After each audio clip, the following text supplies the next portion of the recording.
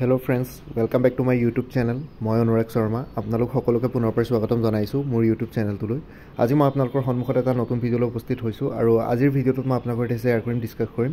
APSC combined competitive preliminary examination 2023 results declare কৰিলে যোৱাকালি। So যোৱাকালিৰ ৰিজাল্টছত আপোনালোকে around 2900 ক্যান্ডিডেটস সিলেক্ট কৰা হৈছে মেইনছৰ কাৰণে মানে কোৱালিফাইড হৈছে 67000 to 68000 ক্যান্ডিডেটসে পৰীক্ষাৰ কাৰণে এপ্লাই কৰিছিল প্ৰিলিমিনাৰী আৰু তাতে যোৱাকালি তাৰ ভিতৰতে 2900 around 2900 মান ক্যান্ডিডেটস সিলেক্ট কৰা হৈছে আৰু তেওঁলোকে এতিয়া মেইনছ দিব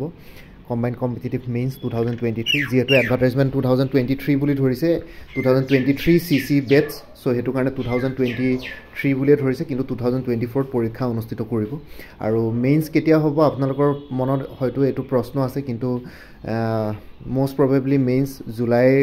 থাৰ্ড উইক বা ফোৰ্থ উইকত হোৱাৰ সম্ভাৱনা বেছিকে আছে আৰু যদি তাতকে যদি দেৰি হয় তেতিয়ালে আগষ্টত হ'ব আগষ্টতকে দেৰি নহয় আপোনালোকে জুলাই ৰেডি হৈ থাকক জুলাই থাৰ্ড আৰু ফোৰ্থ উইকৰ ভিতৰতে হোৱাৰ সম্ভাৱনা বেছি আছে আপোনালোকে ৰেডি হৈ থাকক আৰু যদি জুলাইত কেনেবাকে অনুষ্ঠিত নহয় তেতিয়ালে আগষ্টত সিওৰছত অনুষ্ঠিত কৰিব মেইনছ আৰু লগতে এবাৰ যেহেতু পোষ্ট 235 টা ভ্যাকেন্সিজ আছিল সো 2900 ক্যান্ডিডেটস 235 টা পোষ্টৰ এগেইনষ্টে মেইনছ পৰীক্ষাত বহিবগে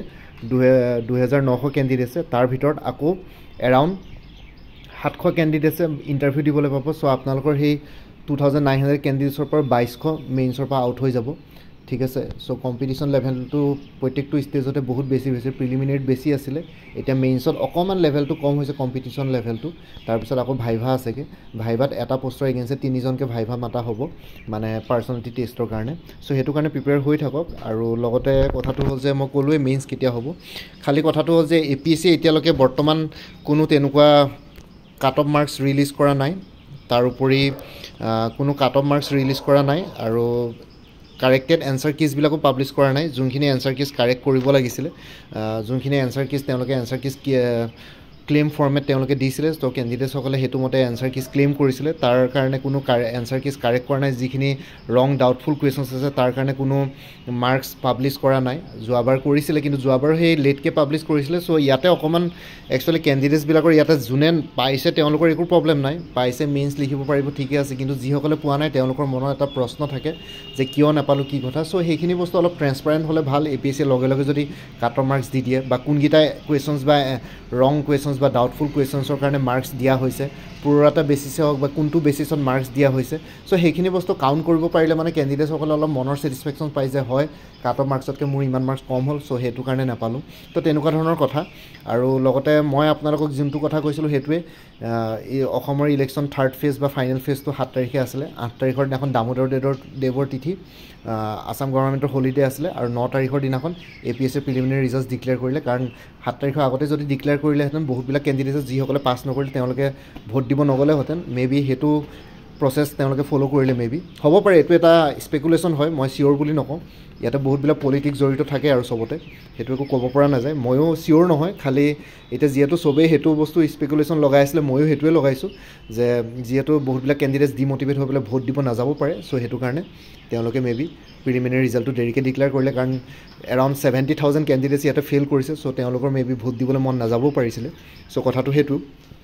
আৰু লগতে আৰু এটা কথা কৈ দিছো ইয়াতে কাট অফ মাৰ্কস এবাৰ মেবি অকমান হাই গৈছে যিমানটো প্ৰেডিক্টেড কৰা হৈছিল এটা বহুত বিলা ক্যান্ডিডেটসে ডাটা প্ৰভাইড কৰিছে যোনবিলাক ডাটা মই ভালকে ধৰিব পৰা নাই ঠিক আছে এতিয়া ইয়াতে মোক দেখিছে মই যোনবিলাক ক্যান্ডিডেটছৰ পৰা মোক যোনবিলাকে জনাইছে তেওঁলোকৰ মই ইয়াতে শেয়াৰ কৰিছো আনৰিজাৰ্ভ মেল ক্যাটেগৰি 95 ত ক্লিয়াৰ কৰিছে আনৰিজাৰ্ভ মেল 94 তো ক্লিয়াৰ কৰিছে আনৰিজাৰ্ভ মেল 93 ক্লিয়াৰ কৰা নাই ঠিক আছে এইখিনি বস্তু মোক ক্যান্ডিডেটছ সকলে দিছে আকৌ আনৰিজাৰ্ভ মেল 88.5 তো ক্লিয়াৰ কৰিছে ইয়াতে 93 এণ্ড ক্লিয়াৰ নাই কৰা বুলি কৈছে কিন্তু 88.5 পোৱা এজনে ক্লিয়াৰ কৰিছো বুলি কৈছে এইখিনি ক্যান্ডিডেটস সকলে দিয়া ডাটা হয় তেওঁলোকে ৰিজাল্টস মোক জনাইছিলে যি সকল মোৰ লগত জড়িত হৈছে চেনেলৰ লগত জড়িত আৰু লগতে কথাটো হ'ল এটোৱে যে আপোনালোকৰ এতিয়া ধৰক বহুতে মেবি নিগেটিভ মাৰ্কিং কাউন্ট কৰোতে অলপ ভুল হ'ব পাৰে বা বহুতৰ মানে মানে ধৰক কাট অফ মাৰ্কছ ক্লিয়াৰ কৰাৰ পিছতো ধৰক মেবি যোনখন চি ছেট বা জেনেৰেল ষ্টাডিজ 2 পেপাৰ আছিলে তাতে কোৱালিফাইং মাৰ্কছ 66 তেওঁলোকে হয়তো 66 নাপালে আৰু বা কিবা OMR চিটত কিবা প্ৰব্লেম কৰি আহিছিলে বা কিবা আগতে আপোনালোকে যোনবিলাক ডিছক্ৰিপেঞ্চিজ দেখিছিলে লাইক ডেটটো থাকি আহিছিলে বা ক'ৰবাত কিবা কিবি আপোনালোকে চাৰ্কুলবিলাকত ছেট কৰোঁতে থাকি আহিছিলে চ' সেইবিলাকৰ কাৰণে OMR মানে কি বুলি কয় ৰিজেক্ট কৰা হয় চ' তেনেকৈও মেবি কিছুমান কেণ্ডিডেটছ ৰিজেক্ট হৈ যাব পাৰে সেইটো কাৰণে আপোনালোকে এক্সেপশ্যনলি হাই মাৰ্কছ পাই পেলাই বা ছেকেণ্ড পেপাৰখনত GS2 বা চি ছেট পেপাৰখনত কোৱালিফাই কৰিও হয়তো আপোনালোকে কাট অফত কালিৰ যোনখন লিষ্ট ওলাইছিলে ৰিজাল্টত তাতে নাম নাহিব পাৰে সেইবিলাক বহুতবিলাক কণ্ডিশ্যনছ থাকিব পাৰে সেইটো কথা আৰু এতিয়া আপোনালোকে সৰু সুৰা মিষ্টেক বুলি ভাবিছে বস্তুবোৰ কিন্তু ডেট থাকি অহা বা ছেট নকৰি পেলাই ৰোল নাম্বাৰটো বা কি বুলি কয় OMR চিট নাম্বাৰটো কাৰেক্ট লিখিলে কিন্তু ছেট কৰিব পাহৰি গ'ল চ' সেইবোৰ বস্তু যদি সৰু সুৰা হ'লহেঁতেন তেতিয়াহ'লে সেইবোৰ বস্তু একো মেটাৰ নকৰিলেহেঁতেন কাৰণ ইনষ্ট্ৰাকশ্যনত দিয়া থাকে এইবোৰ মানে ফুলফিল নকৰিলে কণ্ডিশ্যনছবিলাক তেতিয়াহ'লে আপোনালোকৰ OMR চিট ৰিজেকশ্যনৰ চান্সেছ থাকে বুলি যিহেতু টাৰ্মছ এণ্ড কণ্ডিশ্যনছ দিয়াই থাকে ইনষ্ট্ৰাকশ্যনছ দিয়াই থাকে চ' সেইবিলাক বস্তু ভুল কৰিলে মেবি ৰিজেক্ট হ'ব পাৰে চ' সেইটো বস্তুত APSCক দুখ দি লাভ নাই কথাটো তেনেকুৱা খালি কথাটো হ'ল যে ইয়াতে মই কাট অফ মাৰ্কছটো এতিয়ালৈকে ধৰিব পৰা নাই এতিয়া মোৰ মতে এৰাউণ্ড 94-95 মান জেনেৰেল মেলৰ কাৰণে কাট অফ গৈছে কিন্তু কিছুমানে 88.5টো ক্লিয়াৰ কৰিছোঁ বুলি কৈছে মেল 92 নট ক্লিয়াৰ বুলি কৈছে 93 নট ক্লিয়াৰ বুলি কৈছে আনৰিজাৰ্ভ ফিমেল এগৰাকীয়ে 91ত ক্লিয়াৰ কৰিছোঁ বুলি কৈছে OBC MOBCত 85.5ত নট ক্লিয়াৰ বুলি কৈছে OBC MOBC ফিমেল এগৰাকীয়ে 81ত ক্লিয়াৰ কৰিছোঁ বুলি কৈছে OBC MOBC মেল 76ত ক্লিয়াৰ কৰিছে 77ত ক্লিয়াৰ কৰিছে SC মেল 70ত ক্লিয়াৰ কৰিছে তো এইখিনি ডাটা প্ৰভাইড কৰিছে এতিয়া OBC মোৰ মতে 85.5ত ক্লিয়াৰ নকৰা কোনো কথাই নাই কিবা আপোনাৰ কিবা কেলকুলেশ্যনত ভুল হ'ব পাৰে কিন্তু মোৰ মতে OBC বহুতে মোক জনোৱা মতে ইয়াতে দেখিলে 76 আৰু 77টো ক্লিয়াৰ কৰিছে আৰু লগতে বাকী 80 ঘৰত থকাখিনিয়ে ক্লিয়াৰ কৰিছে OBC কাৰণ জেনেৰেলতকৈ OBCৰ cut off around 20 marks difference থাকে এইবাৰ যদি মই ডিফাৰেঞ্চটো যদি কমো যদি কওঁ ৰেঞ্জৰ ডিফাৰেঞ্চটো তেতিয়াহ'লে এৰাউণ্ড 12 to 15 মাৰ্কছ ডিফাৰেঞ্চ থাকিব চাগে OBC আৰু জেনেৰেলৰ আৰু SC মেল 70 ক্লিয়াৰ কৰিছে ST প্লেইন মেল 61ত ক্লিয়াৰ কৰা নাই ST প্লেইন ফিমেল 62ত ক্লিয়াৰ কৰিছে আৰু এগৰাকীক দেখিছোঁ ST প্লেইন ফিমেল 60ত ক্লিয়াৰ নাই কৰা বুলি কৈছে কিন্তু ফিমেল 62ত ক্লিয়াৰ কৰিছে ST প্লেইন আৰু ST মেল 61ত ক্লিয়াৰ কৰা নাই চ' ফিমেলখিনিৰ অকণমান হ'লেও মেলতকৈ কাট অফ মেবি অলপ কম থাকে ST প্লেইনছৰ মেলৰ কাট অফ মেবি 62তকৈ বেছি গৈছে ফিমেলৰ 62ত ক্লিয়াৰ কৰিছে কিন্তু মেলে 61ত ক্লিয়াৰ নাই কৰা ঠিক আছে তেনেকুৱা ধৰণৰ কথা এতিয়া কাট অফ চাব গ'লে APSC যিহেতু অফিচিয়েল কাট অফ তেনেকুৱা একো ৰিলিজ কৰা নাই চ' সেইটো কাৰণে মই যদি এতিয়া কওঁ মোৰ ফালৰ পৰা যিমানখিনি ডাটা কালেক্ট কৰিছোঁ এতিয়া 88.5ত ক্লিয়াৰ কৰিছোঁ বুলি কৈছে জেনেৰেল মেল কিন্তু বহুতে 90-93 পায়ো ক্লিয়াৰ কৰা নাই বুলি কৈছে চ' সেইটো কাৰণে মই যদি ইয়াতে ক'ব যাওঁ তেতিয়াহ'লে এৰাউণ্ড 94 মাৰ্কছত চাগে জেনেৰেলৰ ক্লিয়াৰ কৰিছে যিমানখিনিয়ে কৈছে মোক যিমানখিনিয়ে মোক জনাইছে 94 মানত জেনেৰেল মেইলে ক্লিয়াৰ কৰিছে 94 মান কাট অফ উঠিছিলে জেনেৰেল মেইলৰ বাকী আপোনালোকে কমেণ্ট ছেকশ্যনত জনাওকচোন কোনে কিমান পাইছে কি কথা তেতিয়া অলপ বেছি ভালকৈ গম পাম বস্তুখিনি আৰু লগতে OBCৰ কাট অফ মোৰ মতে এৰাউণ্ড 81ত ফিমেলে ক্লিয়াৰ কৰিছোঁ বুলি কৈছে 76-77ও ক্লিয়াৰ কৰিছোঁ বুলি কৈছে চ' এইটো কাৰণে 75+ কাট অফ গৈছে চাগে OBCৰ চ' মোৰ মতে সিমানটোৱে 75+ গৈছে OBCৰ কাট অফ চ' কোনে কিমান পাইছে সেইবিলাক জনাওক চবৰে ডাটাবিলাক অকণমান উল্টা পুল্টা দেখিছোঁ চ' সেইটো কাৰণে মই এতিয়ালৈকে একো ভালকৈ প্ৰিডিক্ট কৰিব পৰা নাই কিন্তু জেনেৰেল মেল 94ত ক্লিয়াৰ 94 মান চাগে কাট অফ গৈছে আৰু জেনেৰেল ফিমেলৰ 90 বা 91 মান কাট অফ গৈছে এজ অফ নাওটো সিমানে ক'ব বিচাৰোঁ বাকী অন্য কেটেগৰীবিলাকৰ অলপ ক'বলৈ দিগদাৰ চিডুল কাষ্ট মেলৰ 70 ক্লিয়াৰ কৰিছোঁ বুলি কৈছে আৰু চিডুল টাইপ প্লেইনছত ফিমেলৰ 62 ক্লিয়াৰ হৈছে মেলৰ চাগে মোৰ দেন 62 হ'ব 64-65 মান চাগে কাট অফ উঠিছে তেনেকুৱা ধৰণৰ কথা আৰু বাকী এতিয়া APSC cut off marks corrected answer keys ৰং ডাউটফুল এনচাৰ্ছবিলাকৰ কাৰণে মাৰ্কছ দিছে নে নাই চ' সেইখিনি বস্তু APSC অলপ সেইখিনি বস্তু যদি ভালকৈ পাব্লিছ কৰে ট্ৰেন্সপাৰেঞ্চি ৰাখে সেইখিনি বস্তু তেতিয়াহ'লে যোনখিনি কেণ্ডিডেটছে এবাৰ ক্লিয়াৰ নহ'লে তো তেওঁলোকৰ অকণমান গম পাব বস্তুখিনি কিহত ভুল হ'ল কি কথা চ' সেইখিনি বস্তু ক'ব লাগে আৰু কাৰোবাৰ যদি OMR চিট ৰিজেক্টো হৈছে তেওঁলোককো বস্তুখিনি দেখুৱাই দিব লাগে যে কিহৰ কাৰণে ৰিজেক্ট হৈছে বা কি কথা চ' সেইখিনি বস্তু আৰু কাৰ OMR ৰং হোৱাৰ কাৰণে ৰিজেক্ট হৈছে সেইখিনি বস্তুৰ লিষ্ট এখন তেওঁলোকে উলিয়াব লাগে গোটেইখিনি বস্তু ছিষ্টেমেটিক অৰ্ডাৰত হ'লে মানে একো ডাউট নাথাকে নহ'লে বহুতবিলাক কুৱেশ্যনছ আহি যায় এতিয়া APSC কিবা ভুল নকৰিলেও তেওঁলোকে যদি গোটেইখিনি বস্তু ভালকৈ ক্লিয়াৰলিয়ে কৰিছে তথাপিতো যদি এইখিনি বস্তু যদি ট্ৰেন্সপাৰেঞ্চি নাৰাখে বা কেণ্ডিডেটসকলক নজনাই পাব্লিছ নকৰে তেতিয়াহ'লেতো মনত এটা ডাউট থাকে যে কিবা কিবি প্ৰব্লেম হৈছে বা কিবা হৈছে চ' সেইটোৱে কথা আৰু বাকী মানে আছিলে যিসকলে পোৱা নাই আপোনালোকে দুখ কৰিব নালাগে আপোনালোকে অবভিয়াছলি নেক্সট টাইম ভালকৈ দিব তেতিয়া ক্লিয়াৰ হৈ যাব আৰু লগতে মই মোৰ নিজৰ স্ক'ৰটোৰ যদি কথা কওঁ তেতিয়াহ'লে আপোনালোকে দেখিব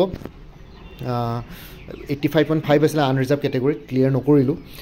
85.5 প্লাছ 3-4টামান ৰং এনচাৰ কেছ ক্লেইম কৰিছিলোঁ বাকী CSAT পেপাৰখন ক্লিয়াৰ হৈছিলে আৰামছে কমফৰ্টেবলি খালি কথাটো হ'ল যে 85.5 আনৰিজাৰ্ভ আছিলে এজ পাৰ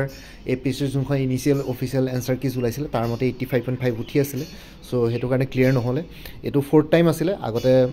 মেইনছ দুবাৰ দিছোঁ ভাইভা দিছোঁ কিন্তু এবাৰ যিহেতু প্ৰিলিমিনাৰী ক্লিয়াৰ নহ'লে আৰু অলৰেডি মই আৰু APSC নিদিওঁ আৰু কাৰণ মই অলৰেডি এজ অফ নাও সেটেল হয় আৰু লগতে সোৰ্স অফ ইনকাম আছে আৰু লগতে কথাটো হ'ল যে অলৰেডি আই এম 32-33 চ' আৰু দিবলৈ মন নাই আৰু এইবাৰ প্ৰিলিমিনাৰী ক্লিয়াৰ কৰাহেঁতেন এটা মটিভেশ্যন পালোহেঁতেন কাৰণ লাষ্ট টাইম মই আপোনালোকক মোৰ মেইনছৰ যোনখন মাৰ্কশ্বিট সেইখন শ্বেয়াৰ কৰিছিলোঁ জেনেৰেলৰ কাট অফ আছিলে 500 I think 584 আৰু মোৰ মাৰ্কছ আছিলে 573 তথাপিতো কাট অফটো হ'লে নহ'ব তাতকৈ আৰু অলপ বেছি পাই পেলাই যদি ভাইভা যাব পাৰিলোহেঁতেন তেতিয়া মেবি অলপ কিবা কাম হ'লহেঁতেন যদি মোৰ যদি মাৰ্কছ 620 মান থাকিলেহেঁতেন তথাপিতো আৰু উপায় নাই যোৱাবাৰ দিছিলোঁ যিমান পাৰোঁ নিজৰ ফালৰ পৰা বেষ্ট দিওঁ কিন্তু তথাপিতো আৰু কি ক'ব উপায়টো নাই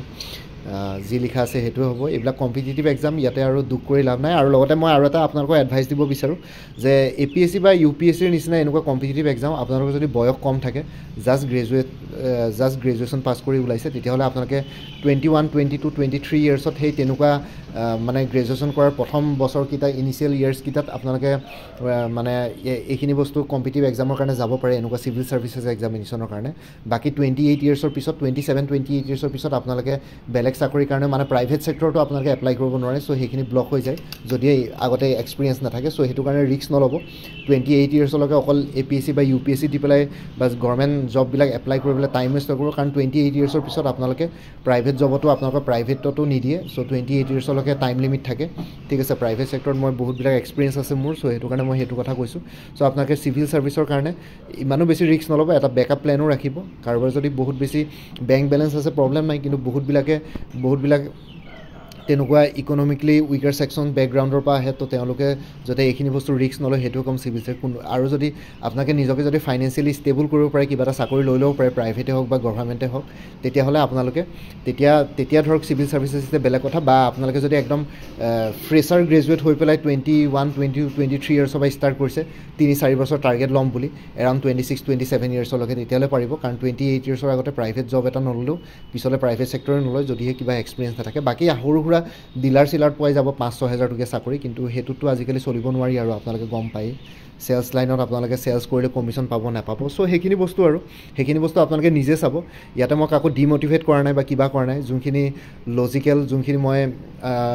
এক্সপিৰিয়েঞ্চ কৰি আহিছোঁ নিজে চ' সেইখিনি বস্তু মই আপোনালোকৰ সৈতে শ্বেয়াৰ কৰিছোঁ বা মই দেখি আহিছোঁ বহুতবিলাক মোৰ ফ্ৰেণ্ডো আছে বা মোৰ বহুত কোনোবা চিনাকিবিলাকৰ ক্ষেত্ৰতো মই দেখি আহিছোঁ গোটেইখিনি বস্তু চ' সেইকাৰণে কৈছোঁ বহুত বেছি আপোনালোকে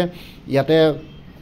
একদম 30+ চিভিল ছাৰ্ভিচত একো নকৰাকৈ চাকৰি তাকৰি নোহোৱাকৈ ইনকামৰ চ'ৰ্চ নোহোৱাকৈ চিভিল ছাৰ্ভিচত লাগি নাথাকে যেন নিজৰ এটা ইনকামৰ চ'ৰ্চো যোগাৰ কৰি লওক তাৰপিছত চিভিল ছাৰ্ভিচৰ লগত তেতিয়া ঠিক আছে যদি লেটকৈ মানে ষ্টাৰ্ট কৰিছে আৰু যদি একদম প্ৰথমতে ষ্টাৰ্ট কৰিছে 21-22 ইয়াৰ্ছতে গ্ৰেজুৱেশ্যনৰ পিছতে তেতিয়াহ'লে একো কথা নাই 3-4 বছৰ সময় লৈ লওক 3-4 এক্সাম দিয়ক যদি তথাপিতো নহয় আৰু উপায় নাই বেলেগ চাকৰিৰ কাৰণে এপ্লাই কৰক বেলেগ গভৰ্ণমেণ্ট জবছ আৰু বেলেগ গভৰ্ণমেণ্ট জবছো যদি নাপায় তেতিয়াহ'লে প্ৰাইভেট ছেক্টৰত সোমাই লওক কাৰণ 28 ইয়াৰ্ছৰ পিছত গভৰ্ণমেণ্ট জবটো আপোনালোকে চেণ্ট্ৰেলত 30-32 ইয়াৰ্ছলৈকে দিব পাৰে জেনেৰেল কেটেগৰীৰ কথা কৈ আছোঁ বাকীখিনি বাৰু হেৰি থাকে আপাৰ এজ লিমিটটো অলপ হাই থাকে আৰু বাকী যদি ষ্টেট গভৰ্ণমেণ্টত তেনেহ'লে 38-40 ইয়াৰ্ছলৈকে দিব পাৰে আৰু যদি আপোনালোকে প্ৰাইভেট ছেক্টৰৰ কথা কয় তেতিয়াহ'লে 28 ইয়াৰ্ছৰ ওপৰত প্ৰাইভেট ছেক্টৰে এক্সপিৰিয়েঞ্চ নোহোৱাকৈ আপোনালোকক চাকৰিত নলয় ঠিক আছে সেইখিনি বস্তু মনত ৰাখি পেলাই প্ৰিপেৰেশ্যন কৰি যাওক বাকী ইমানে আছিলে এইখিনি জনাবৰ কাৰণে ভিডিঅ'টো বনালোঁ আৰু লগতে আপোনালোকে যদি বাকী আপকামিং পৰীক্ষাবিলাকৰ কাৰণে প্ৰিপেৰেশ্যন কৰি আছে তাৰ কাৰণে কোৰ্চেছ এভেইলেবল আছে লাইক APSC ৰিচাৰ্চ এছিষ্টেণ্ট শেহতীয়াকৈ যোনটো ফাইনেন্স ডিপাৰ্টমেণ্টত ওলাইছে তাৰ কাৰণে ফুল কোৰ্চ এটা এভেইলেবল আছে 450 এইটো MCQ বেছ কোৰ্চ হয় যিমানখিনি ইয়াতে কোৰ্চেছ এভেইলেবল আছে মাল্টিপল চইচ কুৱেশ্যনছ আছে ছল্ভ মাল্টিপল চইচ কুৱেশ্যনছ য'ত এক্সপ্লেনেশ্যন লাগে এক্সপ্লেনেশ্যন থাকিব মেথছ ৰিজনিং এপ্টিটিউডবিলাকত আপোনালোকে ষ্টেপ বাই ষ্টেপ এক্সপ্লেনেশ্যন ফৰ্মুলা সেইখিনি পাই যাব আৰু কাৰেণ্ট এফেয়াৰ্ছখিনি এপ্ৰিল 2024লৈকে আপডেটেড হৈ আছে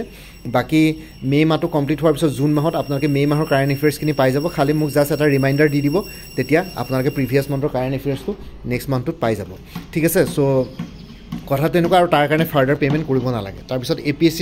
CCৰ প্ৰিলিমিনাৰীৰ কাৰণে ফুল কোৰ্ছ এটা এভেইলেবল আছে 450 প্ৰিলিমিনাৰী 2025ৰ কাৰণে যোনখিনি ষ্টেটিক আছে সেইখিনি একে কাৰেণ্ট এফেয়াৰ্ছখিনি ইয়াতে চেঞ্জেছ হ'ব আৰু আপডেটেড হৈ থাকিব চ' আপোনালোকে এবাৰ পে'মেণ্ট কৰাৰ পিছত আকৌ কাৰেণ্ট এফেয়াৰ্ছখিনি প্ৰত্যেক মাহে মাহে পাই থাকিব চ' আকৌ ফাৰ্ডাৰ পে'মেণ্ট কৰিব নালাগে আছাম কোঅপাৰেটিভ এপেক্স বেংক লিমিটেডৰ এছিষ্টেণ্টৰ ফুল কোৰ্ছ এটা এভেইলেবল আছে 450 APSC CDPO child development project officer যোনখন জেনেৰেল নলেজৰ পেপাৰ আছে সেইখন 350 এভেইলেবল আছে বাকী ইংলিছ পেপাৰখন মই নিজৰ ভিডিঅ' থ্ৰুদি কভাৰ কৰিম বাকী অপশ্যনেলখিনি এতিয়ালৈকে কোৰ্ছ লঞ্চ কৰা নাই সোনকালে কৰিবলৈ চেষ্টা কৰিম Assam direct recruitment ADRE 2.0 full course এটা এভেইলেবল আছে 450 উইমেন এণ্ড চাইল্ড ডেভেলপমেণ্টৰ ষ্টেটিষ্টিকেল এছিষ্টেণ্টৰ ফুল কোৰ্ছ এটা এভেইলেবল আছে 400 আছাম পুলিচৰ ফুল কোৰ্ছ এটা এভেইলেবল আছে 450 APSC কম্পিউটাৰ অপাৰেটৰ ফুল কোৰ্ছ এটা এভেইলেবল আছে 400 APSC টুৰিজিম ডেভেলপমেণ্ট অফিচাৰ ফুল কোৰ্ছ এটা এভেইলেবল আছে 450 APSC মটৰ ভেহিকল ইনস্পেক্টৰৰ যোনখন জেনেৰেল নলেজৰ পেপাৰ আছে তাৰে ফুল কোৰ্ছ এটা এভেইলেবল আছে 450 কোনোবা যদি ইণ্টাৰেষ্টেড কেণ্ডিডেটছ আছে তেতিয়াহ'লে ইয়াতে যোনটো হোৱাটছএপ নম্বৰ দিয়া আছে 9706557851 আৰু এবাৰ ৰিপিট কৰিছোঁ 9706557851 এই হোৱাটছএপ নম্বৰটো মেছেজ কৰি জনাওক যোনটো কোৰ্ছ লাগে সেইটো কোৰ্ছ কণ্টেণ্টছখিনিও দি দিম যদি আপোনালোকে চাব বিচাৰে কি আছে কোৰ্ছটোত আৰু লগতে পে'মেণ্টৰ লিংক দি দিম পে'মেণ্ট কৰাৰ লগে লগে আপোনালোকে গোটেইখিনি কোৰ্ছ নিজৰ হোৱাটছএপতে পাই যাব লগতে যোনটো হোৱাটছএপ নম্বৰ ইয়াতে প্ৰভাইড কৰিছে সেইটোত আপোনালোকে অনুগ্ৰহ কৰি কল নকৰিব সেই নাম্বাৰটো একচুৱেলি কলৰ কাৰণে এভেইলেবল নহয় ইয়াতে মই হোৱাটছএপটো খুলি থৈছোঁ টেবত আৰু কল আহে বেলেগ এখন চিম কাৰ্ড বেলেগত আছে চ' সেইটো কাৰণে অলপ প্ৰব্লেম হয় চ' সেইটো কাৰণে আপোনালোকে সেইখন চিমত কল নকৰিব ফোনটো ক'ৰবাত থাকে মই অফিচত গ'লে মানে ফোনটো লৈও নাযাওঁ চ' এৰাউণ্ড প্ৰত্যেক দিনাখনে আহি পেলাই ঘৰত আহি 20টা 25টা মিছ কল দেখোঁ কাক কল কৰিম সেইটো কাৰণে অলপ দিগদাৰ হৈ যায় টাইম ক্ৰাইচিছৰো কথা আহি যায় ইয়াতে চ' সেইটো কাৰণে আপোনালোকে কল নকৰি অনুগ্ৰহ কৰিছোঁ হোৱাটছএপতে মেছেজ দিব হোৱাটছএপটো মোৰ লগতে থাকে আৰু লগতে কিবা যদি ডাউটছ থাকে আৰু বা কিবা যদি অলপ দীঘলীয়া কথা সুধিবলগীয়া থাকে আপোনালোকে ভইচো পঠিয়াব পাৰে ভইচটো শুনি পেলাই মই নিশ্চয় ৰিপ্লাই দিম চ' সেইখিনিয়ে ৰিকুৱেষ্ট থাকিলে বাকী এই ভিডিঅ'টোৰ ডেছক্ৰিপশ্যন আৰু কমেণ্ট ছেকশ্যন চেক কৰিব যোনখিনি ৰিলেটেড প্লেলিষ্ট আছে সেইখিনিৰ লিংক দি দিম লগতে মোৰ আৰু এটা চেনেল আছে অসম IQ বুলি সেই চেনেলটোৰ লিংকটো এই ভিডিঅ'টোৰ ডেছক্ৰিপশ্যনতে দি দিম আপোনালোকে সেইটো চেনেলটো ছাবস্ক্ৰাইব কৰি ল'ব পাৰিব যদি ভৱিষ্যতলৈ এনেকুৱা ধৰণৰ কম্পিটিটিভ এক্সামছবিলাক দিয়াৰ ক্ষেত্ৰত আৰু অলপ এক্সট্ৰা গাইডেঞ্চ পাই যায় বাকী লগতে এই ভিডিঅ'টোৰ ডেছক্ৰিপশ্যন আৰু কমেণ্ট ছেকশ্যনত এই কোৰ্ছখিনিৰ কথা আকৌ এবাৰ উল্লেখ কৰি দিম আপোনালোকে তাতে চাই ল'ব পাৰিব বাকী ইমানেই আছিলে মোৰ ভিডিঅ'ছবোৰ চাই যদি ভাল পায় মোৰ চেনেলটো ছাবস্ক্ৰাইব কৰি ল'ব আৰু লগতে আপোনালোকৰ যিমানখিনি ফেমিলি ফ্ৰেণ্ডছ ৰিলেটিভছ আৰু চিনাকি এক্সপিৰিয়েঞ্চ আছে তেওঁলোকৰ লগত মোৰ চেনেলটো শ্বেয়াৰ কৰিব লগতে কমেণ্ট ছেকশ্যনত জনাব কিবা যদি কুৱেশ্যন থাকে ডাউট থাকে মই নিশ্চয় আপোনালোকৰ কুৱেশ্যনছ আৰু ডাউটছবিলাকৰ ৰিপ্লাই দিবলৈ চেষ্টা কৰিম বাকী আজিৰ ভিডিঅ'টো ইমানতে সমাপ্ত কৰি আপোনালোক সকলোৰে পৰা বিদায় ল'লোঁ কাইলৈ পুনৰ এটা নতুন ভিডিঅ' লৈ আপোনালোকৰ সন্মুখত উপস্থিত হ'ম তেতিয়ালৈকে ভালকৈ প্ৰিপেৰেশ্যন কৰি থাকক সকলোৱে অল দি বেষ্ট থাকিলে bye take care friends Bharat মাতা কি জয় জয় আই অসম